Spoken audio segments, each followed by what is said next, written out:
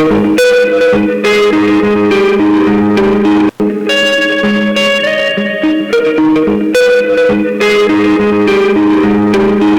profesor principal de Economía Financiera en la Universidad Nacional Mayor de San Marcos. Es profesor asociado en la Pontificia Universidad Católica del Perú. Y finalmente, por supuesto, también la hoja de vida del doctor Tomás Aladino Gálvez Villegas, designado fiscal supremo titular de la Fiscalía Suprema de Control Interno de febrero de 2015, designado fiscal supremo titular de la Segunda Fiscalía Suprema en lo penal febrero 2015, designado representante titular del Ministerio Público del Jurado Nacional de Elecciones febrero 2014. Entonces, de acuerdo a la estructura del programa, lo que hemos hecho y le hemos avisado a ustedes, y nuevamente agradezco su presencia, de que cada uno va a tener 10 minutos para dar sus ideas sobre el tema, repito, del día de hoy, el impacto de la inseguridad ciudadana en la economía e inversiones del Perú. Estimado Juan, adelante por favor con tus puntos de vista. Bueno, primero que nada un saludo tanto para ti, Rubén, como para Alejandro y Tomás. Bueno, se ha elegido un tema que definitivamente es complejo, ¿no?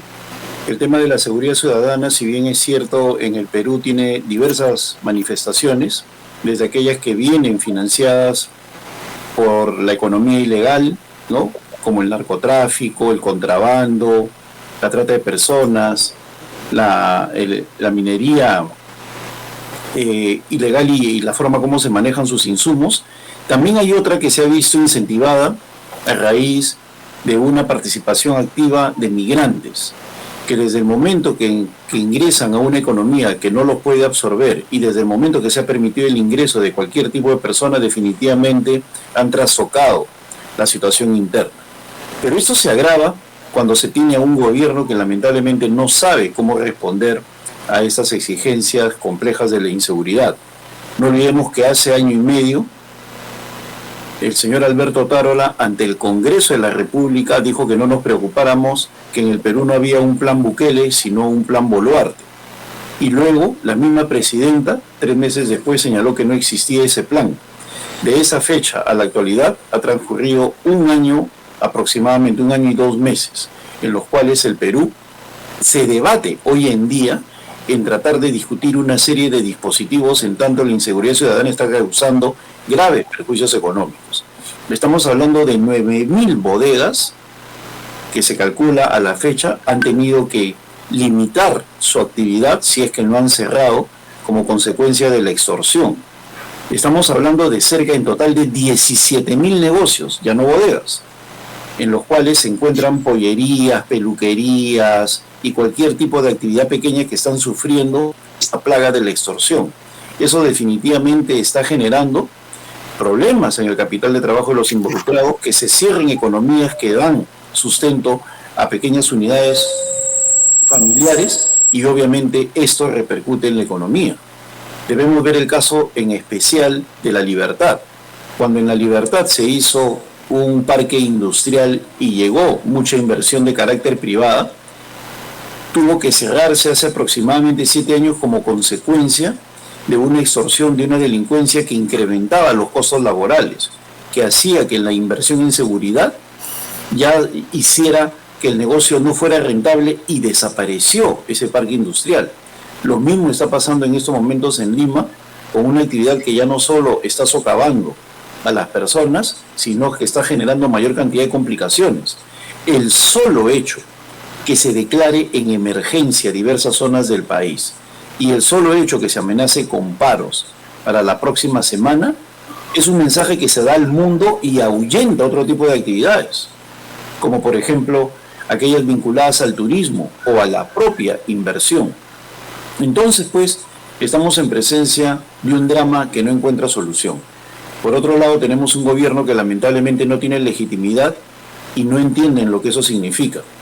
La legitimidad es ese reconocimiento que te da el público, esa autoridad que te confiere la ciudadanía cuando eres un funcionario público.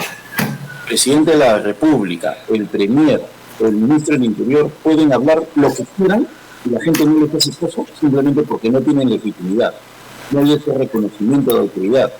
El 4% anula cualquier tipo de éxito en cualquier política pública.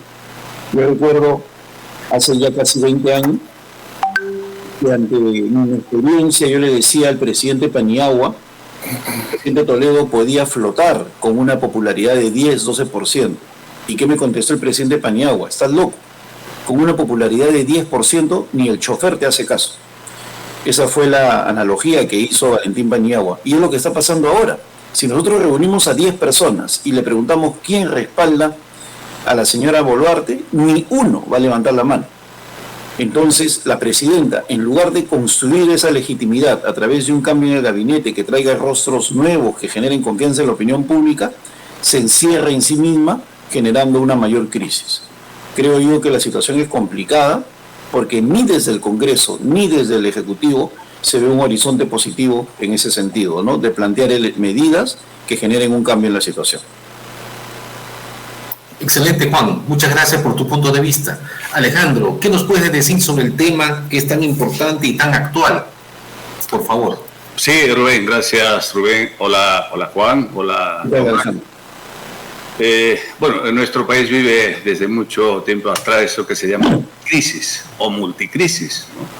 Dentro de esa policrisis o multicrisis está evidentemente la inseguridad ciudadana, que no es nuevo ni mucho menos.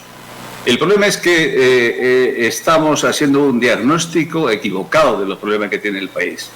Estamos atacando siempre las consecuencias y no la raíz del problema. Uno tiene que preguntarse por qué el problema de la inseguridad ciudadana, ¿a qué se debe? ¿Cuál es el origen del problema? En tanto en cuanto no tengamos claro de cuál es el origen de ese problema, no hay manera de dar con el remedio. Y eso ha sido una tónica generalizada en los últimos 10, 15, 20 años. Siempre atacamos los efectos y no las causas. Mientras el país tenga un problema serio de, por ejemplo, de desempleo, de pobreza, de exclusión, de desigualdad, no hay manera de resolver el problema de la inseguridad ciudadana. Yo recuerdo que algunos ministros en años pasados se decía que hay que sacar el ejército. De hecho, Ollanta Humala decía que hay que sacar el ejército a las calles para que el ejército combata la inseguridad ciudadana, y decía Ollanta, muy oriondo él, decía, yo voy a encabezar esa comisión de seguridad ciudadana, pero eso ha sido puro floro. Todos los gobiernos que hemos tenido en los últimos 10, 15 años, pues simplemente atacaron las consecuencias y no los efectos. Mientras eso no se haga, el problema de la inseguridad ciudadana seguirá. Incluso puede ir de más a menos, digo de menos a más, y eso lo estamos constatando casi todos los días. Evidentemente, para que haya inversiones en nuestro país, pero no solamente las inversiones extranjeras, sino las inversiones locales. Para invertir en el país necesitamos estabilidad jurídica, estabilidad política, necesitamos estabilidad social, y es exactamente lo que no hay, porque tu preocupación, me parece que Rubén iba en esa dirección de cómo captamos más inversión en el país para que haya más inversión, para que la economía crezca, para que haya menos desempleo, menos pobreza, etc. Ningún inversionista va a venir al país, pero tenemos esa permanente crisis social, crisis política, crisis moral, crisis económica. No hay manera de captar esos capitales foráneos. Incluso los propios capitalistas peruanos, los inversionistas peruanos están huyendo del país. Hay informe del Banco Central de Reserva en el sentido de que hay millones de capitales, millones de dólares que están yendo a otros países en busca de más estabilidad, de más seguridad. Por lo tanto, resumiendo, esto es una cosa muy sencilla de entenderlo, no es un problema complejo. El tema es que, insisto, no diagnosticamos adecuadamente los orígenes del problema, como todos los demás problemas, y no solamente el tema de seguridad ciudadana. Mientras eso se vea, no hay manera de dar con el remedio. Y segundo, para captar recursos foráneos, inversiones extranjeras, todos van a exigir que haya estabilidad jurídica, política, económica, social. Si eso no se da, Rubén, todo lo demás es discurso. Eso es lo que yo tengo muy claro. No hay mayor debate sobre eso. Podemos matizar de muchas maneras de este tema, pero el grueso del problema de inseguridad social es fundamentalmente porque el país está profundamente inmerso en una crisis económica. Y como consecuencia de esa profunda crisis tienes 1/3 de la población peruana en situación de pobreza. 47% de peruanos en edad de trabajar están subempleados. 7% desempleados. Más de la mitad, más o menos casi 60%, en situación de inseguridad alimentaria. Pues en un país como este, pues evidentemente la gente saldrá a buscarse la vida como puede. Supongo que no son todos, obviamente. Habrá un alto porcentaje de gente que esté, digamos, en esa situación como consecuencia de esta crisis económica que golpea justamente a los más pobres. Habrá seguramente un grupo de gente que es gente que viene del narcotráfico, de la minería informal, etcétera. Pero el grueso de la población que tenemos en las calles es básicamente como consecuencia de esa profunda crisis económica que vive el país. Ok, Alejandro, hemos escuchado la opinión acá de Juan, ingeniero, Alejandro, economista, y ahora escucharemos el punto de vista de Tomás, abogado, para luego de esto, de ese diagnóstico que hemos hecho en la segunda ronda, les pido por favor que planteemos las estrategias que nos permitan salir de esta crisis, por supuesto en el mediano y largo plazo. Adelante, Tomás, muy buenas noches. Sí, muchas gracias y un saludo para todos los presentes, para Juan, para Alejandro. Estuvimos la vez pasada conversando, creo, en una entrevista. Alejandro, ¿me equivoco? Sí, claro que hemos conversado, por supuesto. Yo tengo buena memoria para personajes como tú. Gracias. Así ya, que... bueno, y gracias pues doctor, ingeniero Rubén. No le puedo tutear porque ha sido mi profesor en el CAEN y obviamente maestro no es un día, pues sino toda la vida, ¿no es cierto? Muchas gracias también por sus enseñanzas y por todo. Lo que pasa que en realidad cada uno de nosotros, de los sectores, de profesionales, etcétera, tiene su diagnóstico, su análisis desde su propia perspectiva, desde su formación jurídica y a veces también desde su deformación profesional. Y ese es un problema porque no llegamos a un análisis, a un diagnóstico integral. Por ejemplo, ya pues Juan más o menos hizo la descripción de cómo está la situación de inseguridad ciudadana con un diagnóstico ya muy aproximado y desde luego que Alejandro también ha hecho lo propio, ¿no es cierto? Pero ¿qué sucede? Desde el mundo jurídico, yo como abogado les puedo decir, más o menos por los años, cuando yo empezaba la facultad en los años 80 o a 85, estaba en boga en el Perú y creo que en toda Latinoamérica una perspectiva criminológica que era de la criminología crítica. No sé si están familiarizados con ese punto. Y justamente desde la criminología crítica se hacía exactamente el diagnóstico que ha hecho Alejandro. Pero de algún modo eso llevaba a justificar ciertamente la delincuencia, porque incluso se desarrolló la tesis de la corresponsabilidad. Es decir, que la delincuencia, la criminalidad era originada por el Estado. El Estado es corresponsable y algo así como que no tenía autoridad moral para perseguir y sancionar al delincuente, porque el Estado lo había creado. Al generar pobreza, o en todo caso a no cumplir con su función de generar las condiciones de lucha contra la pobreza. Y eso fue una tesis muy difundida, sobre todo entre sectores radicales, socialistas, etc. Pero después se fue dejando de lado porque no había una propuesta. No decía qué hacer propiamente con la delincuencia para lograr los efectos preventivos que se espera justamente en la lucha contra la delincuencia, contra la criminalidad. La finalidad de las sanciones, de las respuestas político-criminales, etcétera, son eminentemente preventivas. Entonces tenemos que tener una respuesta frente al diagnóstico preventiva. Y eso es lo que no estamos haciendo ciertamente. Y creo que, y siempre con la disculpa Alejandro, porque la vez pasada también discrepábamos en algunas cosas, sin que se llegue a una discrepancia, sino simplemente a una idea distinta. Si nosotros partimos de la corresponsabilidad y que no tenemos autoridad para perseguir y sancionar a los criminales, la verdad que no tenemos salida, porque ahí estaríamos justificando el estado de cosas y no tendríamos las herramientas o la legitimidad justamente para emprender una lucha contra la criminalidad y desde luego dentro de un marco de lucha contra la inseguridad ciudadana en general. Y ese es el gran problema, porque creo, y como decía, desde el 80 se planteó esa, desde antes, desde mucho antes todavía, sino que el 80 llegó el debate acá con fuerza al Perú, pero esas ideas más o menos fueron dejadas de lado. ¿Por qué? Porque no era directamente proporcional el nivel de pobreza con los niveles de criminalidad. Y ciertamente puede ser un hogar muy pobre, así digamos individualizando, y no necesariamente van a salir delincuentes. O puede ser una familia, un hogar con mucha solvencia económica, y salen delincuentes.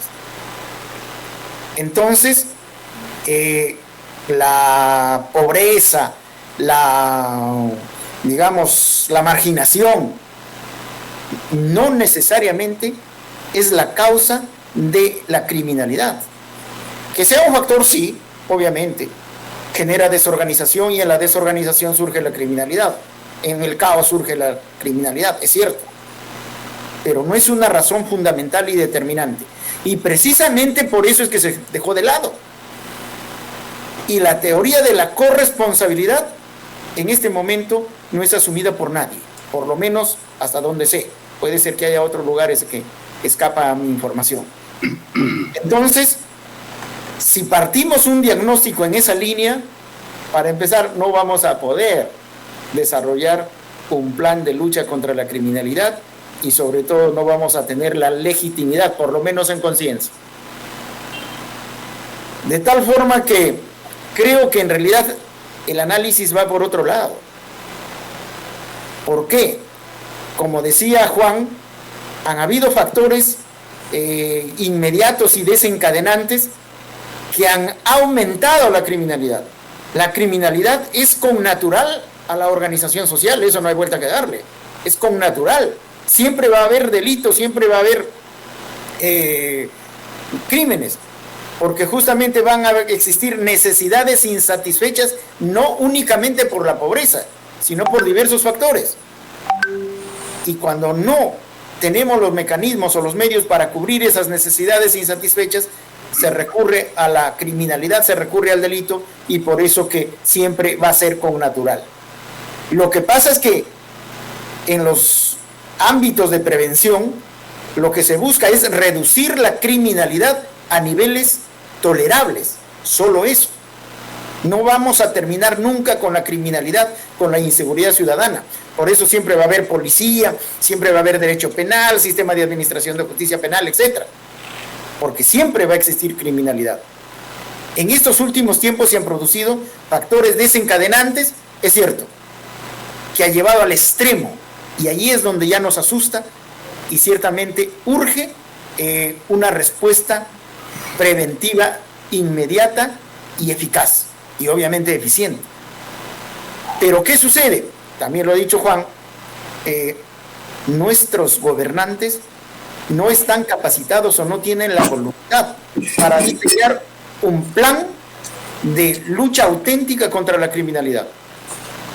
Y el diagnóstico, ahí sí coincidimos plenamente con Alejandro, el diagnóstico ciertamente está mal hecho. ¿Por qué? Porque se ve la lucha contra la criminalidad solo desde la perspectiva de la administración de justicia o del funcionamiento de la policía y serenazgo por ahí. Y cuando digo administración de justicia me refiero a jueces, fiscales, etc. Pero ¿qué sucede?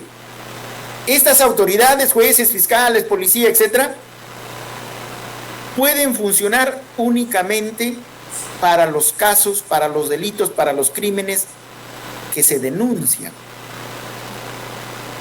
¿Y qué porcentaje en promedio de los crímenes que se denuncian existen? 15%. El 85% son delitos, son crímenes que no se denuncian, que no llega a conocimiento de ninguna autoridad. Es lo que se llama la cifra negra del delito. Y sobre eso no hacemos nada. Si nosotros queremos sancionar, salimos, ¿no es cierto?, pena de muerte, terrorismo urbano, queremos sancionar a los criminales. Eso va a funcionar solamente para el 1% en promedio de la criminalidad. Porque como conversamos también con Alejandro en aquella oportunidad, del 15% de delitos que quedan, que se conocen, que se denuncian, más o menos el 6 y 7% no se hace nada. Aun cuando hay denuncia, no se investiga, no se hace nada. El 8% o 9% que queda, algunas cosas hace la policía y más o menos en un 3-4% queda a ese nivel. Ya estamos en 11 o 10%. El resto, por deficiencia de la Administración de Justicia, no llega a tener una condena para buscar el efecto preventivo justo de la ejecución de la pena. Como se dice, pena de muerte. Ya, pues para llegar a fusilar a alguien.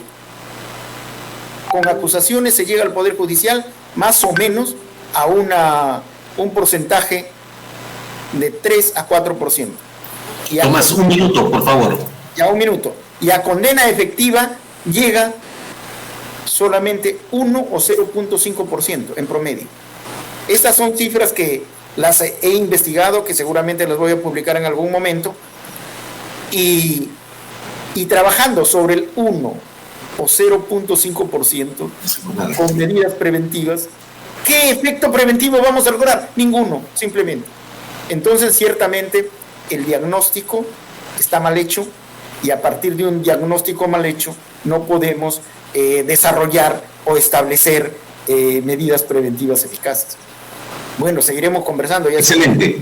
Muy bien, entonces fíjese, qué interesante los 3 puntos de vista. Por esa razón, nuevamente agradezco, y eso va a beneficiar a todos los seguidores del programa, el punto de vista de un ingeniero, un economista y un abogado.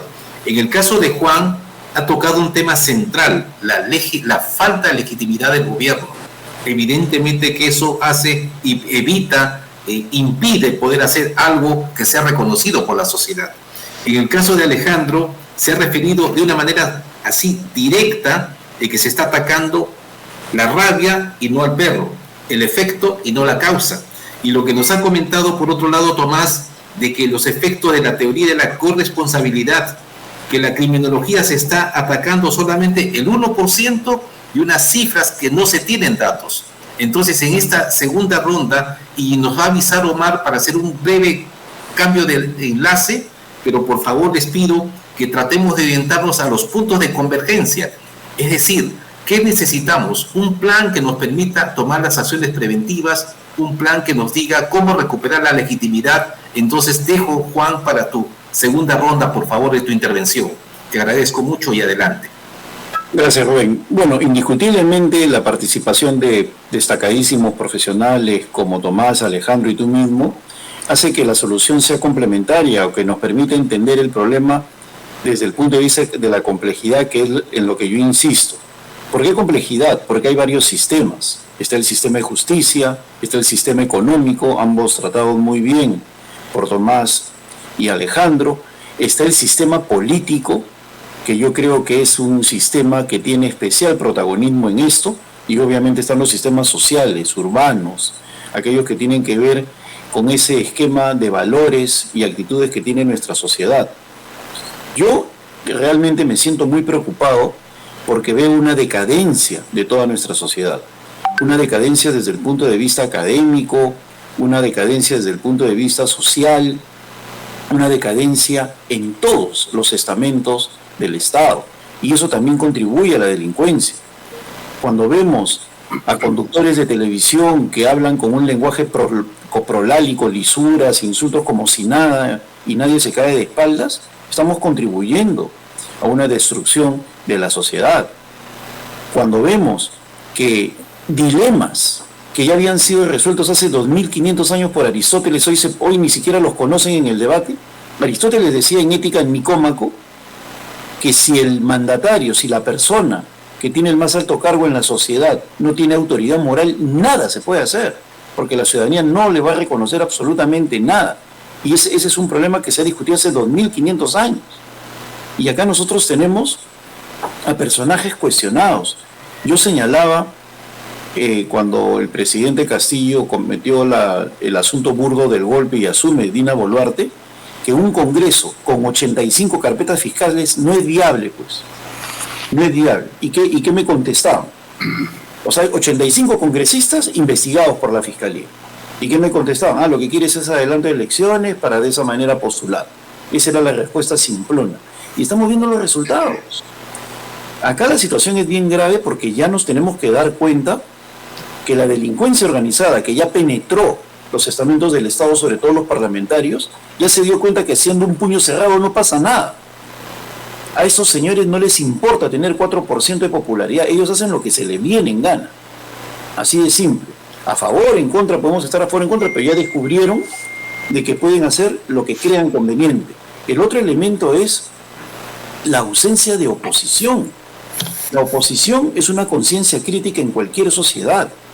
Y acá estamos viendo que no existe ni un solo opositor. La ausencia de futuro.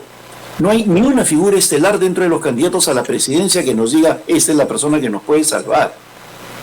Entonces, estamos viendo un conjunto de situaciones que hacen que, por otro lado, la presidenta no tome acciones concretas, como es, si yo no tengo legitimidad, lo mínimo que debo hacer es tener la vergüenza de cambiar de gabinete y poner a un premier de primer nivel que me permita reconquistar a la opinión pública.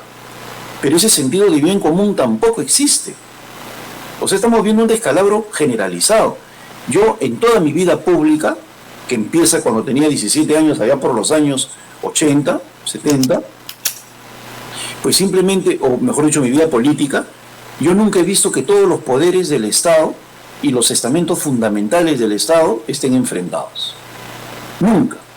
En estos momentos tenemos al Poder Ejecutivo, al Ministerio Público como estamento, al Tribunal Constitucional, al Poder Ejecutivo y al Congreso de la República, todos están enfrentados.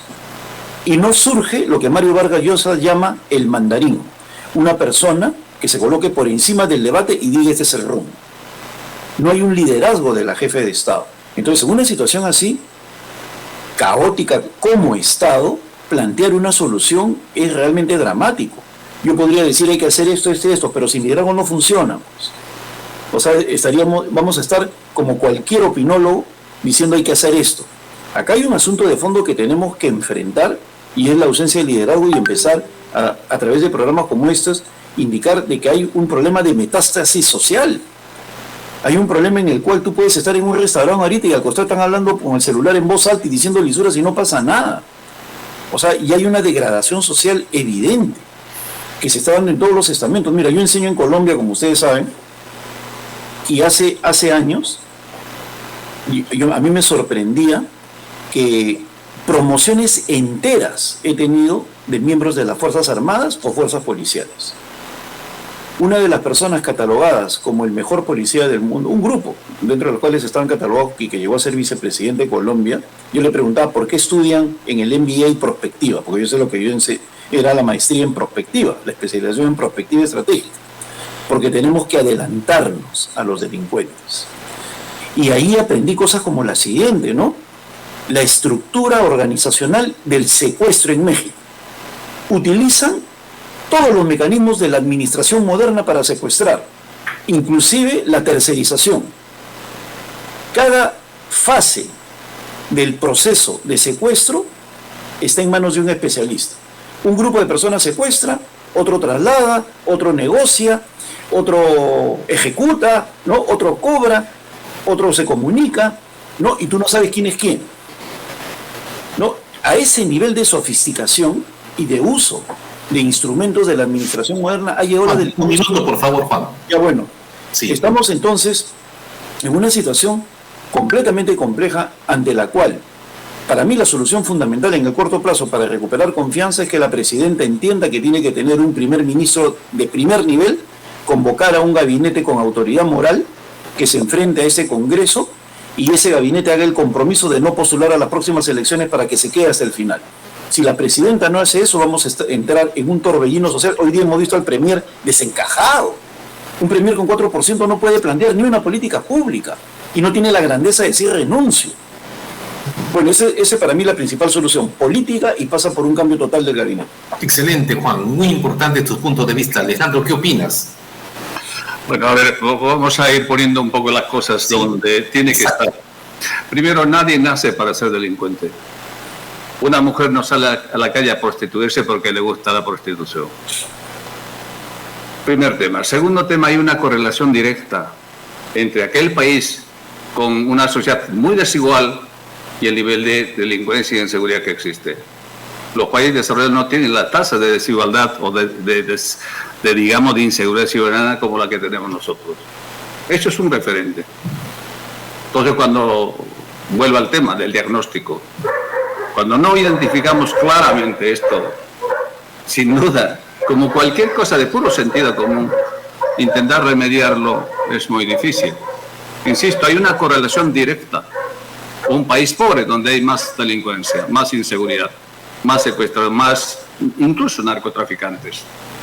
Incluso el negocio de la minería artesanal es consecuencia también, porque no hay empleo, porque no hay poder desarrollarse. Y eso, quien no lo entiende, pues está desconectado del mundo real. Así de siempre. Evidentemente en todas partes se cuecen habas, en unos más, en otros menos. Por lo tanto, si no tenemos claro de que estamos en una sociedad totalmente fragmentada socialmente y que a eso vamos a dar respuesta puramente judicial, puramente legalista, no está el camino por ahí. Ni la represión va a resolver el problema de la pobreza y la inseguridad ciudadana en el Perú. Y eso creo que es el problema grande que tenemos en nuestro país, ¿no? El debate riguroso, serio, de no identificar las causas, como cualquier otro problema que tenemos en el país. Solemos siempre atacar las consecuencias y no el origen de la enfermedad. A mí lo que me preocupa es, una vez, por lo menos yo tengo claro esto, lo que me preocupa es por qué la inversión privada en el Perú no crece. ¿Por qué no vienen más capitales aquí? Y cuando uno mira durante los próximos 4 años, por ejemplo, en el documento que suele cada año presentar Economía y Finanzas, su famoso marco macroeconómico multianual, pues se observa de que una inversión privada en torno al 3%. Y eso es prácticamente nada para generar empleo. Y ya les decía de que un crecimiento de 3% destruye empleo. Por lo tanto, el futuro que nos depara es pésimo, es malísimo, es peor de lo que estamos actualmente. Entonces, si no creamos las condiciones, pero atacando los orígenes de los problemas, es que es muy difícil, en un futuro cercano, hay inversiones importantes en el Perú. Hay mucho dinero en el mundo, circulando por todas partes.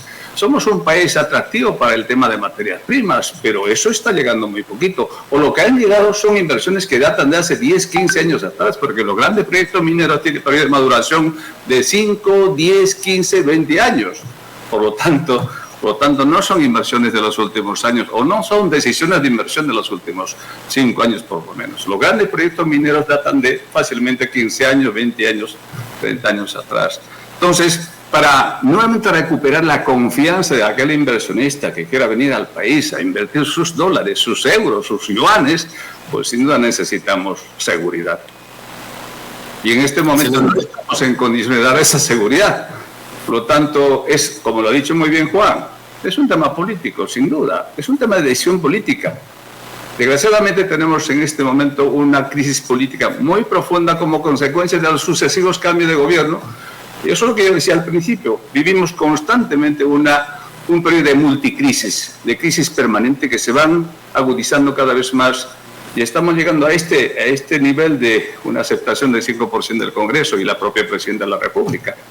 En ese escenario, ni siquiera los propios peruanos, y esto repito, pueden invertir en el país. Los pequeños empresarios, los microempresarios, prefieren tener su dinero en un depósito a plazo fijo que montar un proyecto de inversión. Ese es el escenario en el que estamos, Rubén, y eso va a ser difícil incluso para superarlo. Sí, conforme. Hay un tema que es importantísimo, ¿no? El aparato público no está cumpliendo con su valor público mínimo, que es la seguridad ciudadana en todo su contexto. Tomás, ¿qué nos dices tú como punto de vista y estrategias?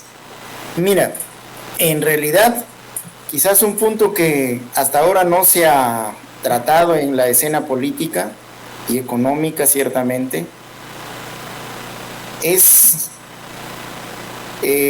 un par de cuestiones vinculadas totalmente a generar inseguridad. No digamos inseguridad ciudadana, porque la inseguridad en este momento es total. Hay sobre todo inseguridad jurídica. Como ya ha referido Juan, esa inseguridad jurídica está generada por esa inseguridad política que tenemos. Y también el propio orden jurídico se ha vuelto inseguro. Primero, porque se ha reconocido a los órganos jurisdiccionales, si se quiere, una discrecionalidad totalmente amplia que los lleva a hacer lo que quieran y no pasa nada. Pero más allá de eso, tenemos dos puntos que inciden directamente en la economía y se refieren al delito. Y esos son justamente los delitos, el delito de lavado de activos, de un lado, y de otro lado esta consecuencia nefasta que se está presentando, particularmente en las provincias. En Lima todavía no existe ese nivel de problema, pero en las provincias es grave. Cualquier emprendedor, cualquier empresario, cualquier comerciante que tenga un competidor por ahí, lo denuncia por lavado de activos. Y viene la Fiscalía, el Poder Judicial y le quita todos sus bienes y lo reduce a la miseria total a él y a toda su familia y nadie dice nada. Y si todavía le quedara algo, luego de superar la condena, le aplican la institución de la extinción de dominio y le quitan toda su propiedad, incluida la adquirida por herencia o ancestralmente. Y eso también genera una inseguridad enorme en la mediana y pequeña empresa, especialmente en los emprendedores. El otro día yo estuve coordinando ahí algunas cosas con una asociación de empresarios de Lima Norte. Y las denuncias que tenían por lavado de activos era su principal problema. Obviamente ahora con los chantajes directos, con las extorsiones directas, ya ese problema se habrá convertido en el segundo, porque primero hay que preservar la vida, hay que preservar la integridad física, personal y de la familia. Pero ese otro punto que les hago referencia genera una inseguridad total en la economía de las pequeñas empresas, de las microempresas y de los emprendedores, que eso también tenemos que resolverlo. Y coincido obviamente con Juan y con Alejandro respecto a que tenemos que hacer el diagnóstico totalmente, un diagnóstico, digamos, acertado, exacto, de tal forma que se puedan pues iniciar, ¿no es cierto?, o responder con un plan preventivo y de lucha auténtica contra la inseguridad ciudadana. Y si no lo diagnosticamos, definitivamente no vamos a ensayar soluciones por lo menos aproximadas. Y creo que en eso sí estamos de acuerdo totalmente. Y el gran problema es que nuestras instituciones, nuestras autoridades están deslegitimadas y nuestras instituciones no funcionan. Y claro que en esas condiciones no tenemos ni instituciones ni autoridades en las cuales podamos confiar. Naturalmente que estamos, y como se dice, a río revuelto, ganancia de pescadores, y están ganando justamente los pescadores criminales. Excelente, Tomás. Mire, le voy a leer solamente 2 líneas. Dice, ¿cuál es el costo económico directo de la inseguridad? Este costo es superior al promedio de América Latina, donde según algunos estudios el impacto económico de la inseguridad representa entre el 1 y 3% del PBI en este momento. Quisiera pedirle, porque ya está para terminar nuestros tiempos del programa, una opinión muy breve, Juan, sobre cuál debería ser el rol de la academia y la investigación en este tema, del tratamiento de la inseguridad. Bueno, ahí estás hablando de más o menos 6.000 millones de dólares en la cifra que acabas de dar. Yo creo que es mucho más porque nuestra economía es muy informal y hay muchos que ni siquiera denuncian y muchos que están en una economía que está sufriendo las consecuencias de la inseguridad. Mira, la academia tiene que plantear políticas públicas digeribles y sobre todo entender que se requiere brindarle al gobierno la necesidad de que entienda de qué es legitimidad. Mira, estamos en un mundo de consultores. El colegio de ingenieros al cual pertenezco no hace ningún tipo de comunicado porque hay gente que está vinculada de una u otra forma al gobierno de turno, no quiere chocar, y lo mismo pasa con todas las entidades de la sociedad civil. La verdad es que hay una desestructuración del Estado que hace difícil eso. Entonces, yo creo que la academia debe volver a retomar un rol en el cual se planteen políticas necesarias para mejorar la seguridad nacional sin descalificar al oponente, pero para eso se necesita liderazgo.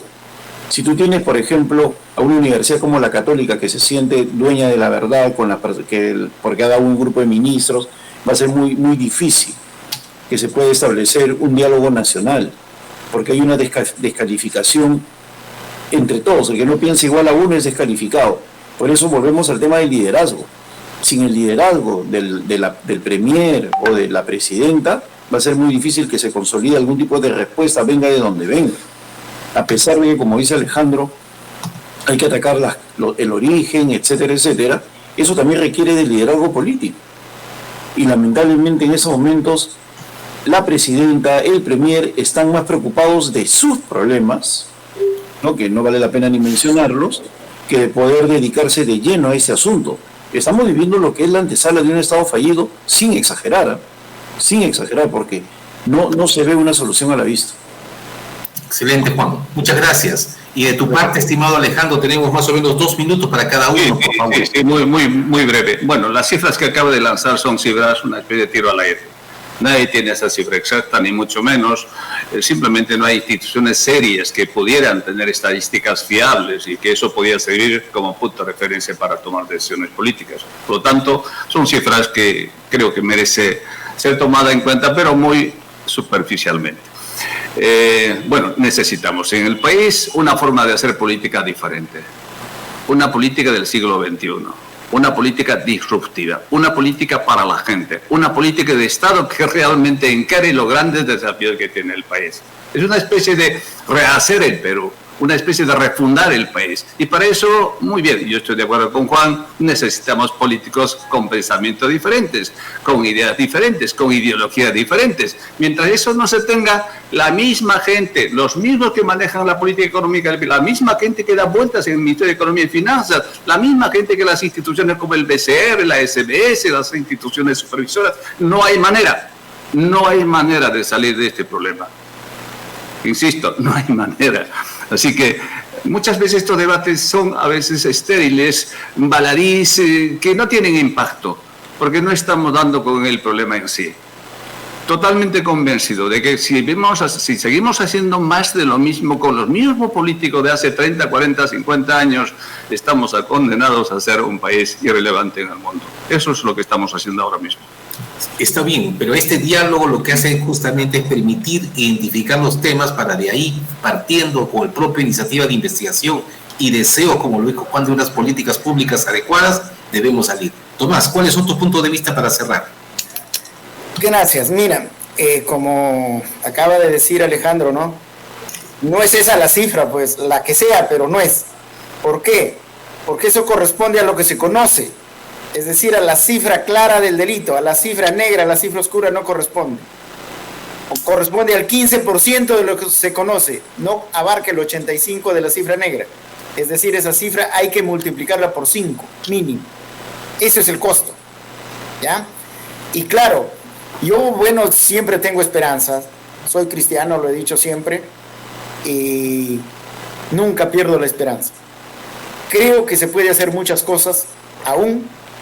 Creo que el país no es fallido, porque hemos visto en los últimos tiempos, particularmente en el momento de la pandemia, muchos países tenían problemas serios y nosotros no hubiésemos tenido gran problema si es que no teníamos un delincuente de talla mayor como Vizcarra dirigiendo el país, porque prácticamente él generó o hizo posible que se produzcan tantas muertes como se produjeron, porque teníamos los fondos, teníamos los recursos y teníamos una capacidad de respuesta relativa, pero no se lo quiso hacer. Entonces, si eso está ahí, creo que no somos fallidos. idea distinta nomás, Juan, y creo que hay mucha esperanza.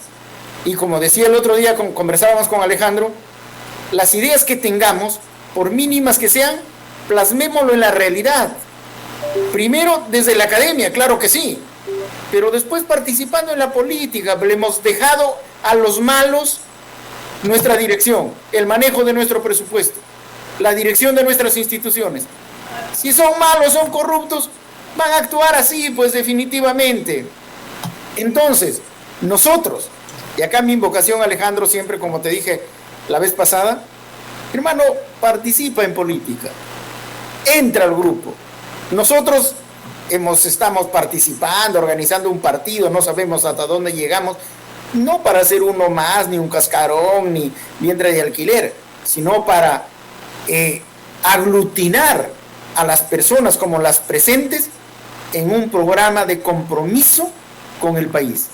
Creo que podemos hacerlo, está ahí el camino para seguir y no perdamos la esperanza. Eso le podría decir. Excelente. Para terminar, estimados amigos, voy a hacer una lectura de 3 líneas. En resumen, Perú se encuentra entre los países con mayores problemas de inseguridad en América Latina, ocupando los primeros lugares en victimización y percepción de inseguridad, aunque sin llegar a los niveles extremos de violencia de países como Venezuela. Yo creo que este diálogo que hemos tenido, y quedo muy agradecido a ustedes 3, estimado Juan, Alejandro, Tomás, y creo que este diálogo que hemos hecho el día de hoy debe ser el inicio de otras conversaciones, de otras investigaciones que tengamos que hacer. Muchísimas gracias y por favor, ponlo 2 palabras, Juan. ¿Qué recomendación das a todos? Bueno, simplemente me congratulo de haber estado en una noche tan interesante con personas como Alejandro, Tomás y tú mismo, y esto, tomando un poco las palabras de Tomás, debe servir de acicate para que aquellas personas que hay en el Perú con deseos de mejorar nuestra situación, pues se aglutinen y empecemos a hacer una suerte de política en serio para salvar al país de la situación en que se encuentra. Excelente. Por esa razón que ha empezado la segunda temporada del Mecanismo del Éxito, y este es el 3er programa recién, sale los sábados. Alejandro, ¿qué nos dices para cerrar? Tienes medio minuto. Muy sencillo. Hay que predicar con el buen ejemplo. Simplemente, predicar con el buen ejemplo. Nada más que eso. En todos los ámbitos de la vida. En todas las áreas de la vida con el buen ejemplo. Muchísimas gracias. ¿Y de tu parte, Tomás? Bueno, reiterando lo que ya dije, tenemos que involucrarnos en la causa nacional.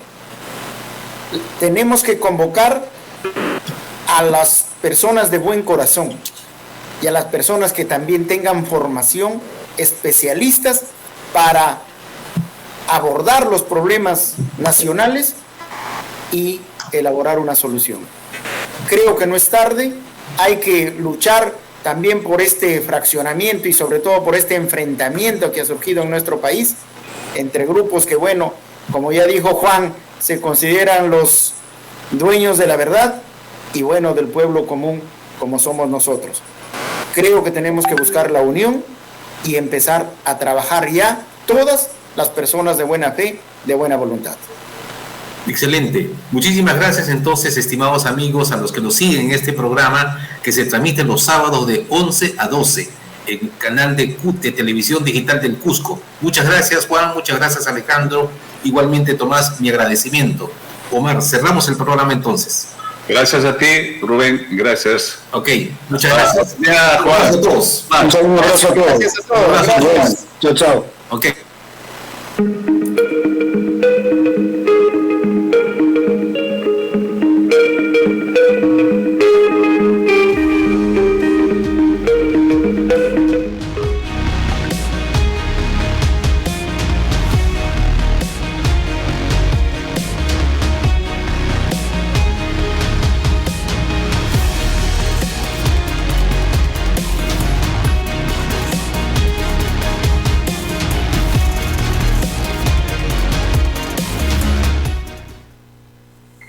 Confía en los mejores y realízate los mejores tratamientos de belleza. Cabello liso y sedoso al instante con nuestro festival de alisados. Con nuestros servicios de micropigmentación, ahorra dinero y tiempo y resalta las facciones de tu rostro. Con el Botox capilar repara el cabello dañado, otorgándole brillo e hidratación intensa. Ven a Yori Salón Spa, nosotros nos encargaremos de dejarte radiante para ese día especial.